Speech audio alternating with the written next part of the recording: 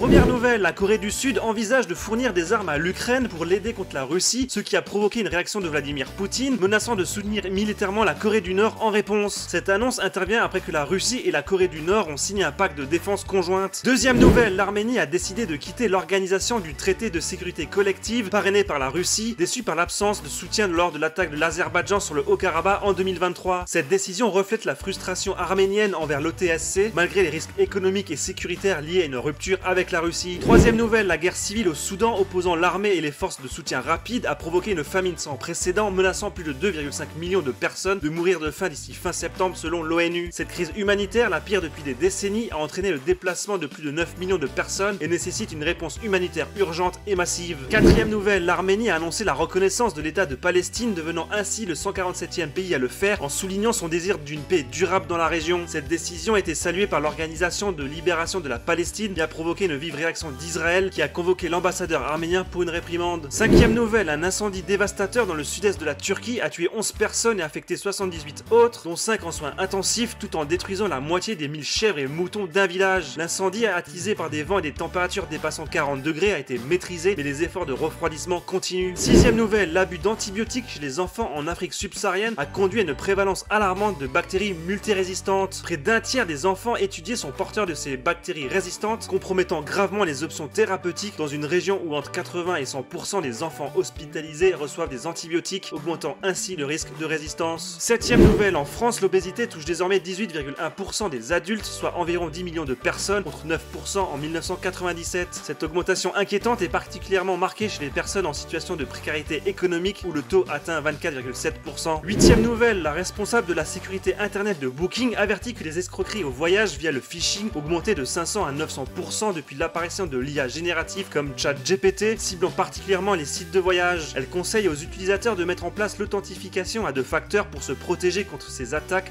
et d'être vigilants face aux offres suspectes. Neuvième nouvelle, Sony Music a acheté le catalogue musical légendaire de Queen pour 1,27 milliard de dollars, établissant ainsi un nouveau record dans l'industrie musicale. Cette acquisition inclut les droits pour les États-Unis, le Canada et une distribution mondiale.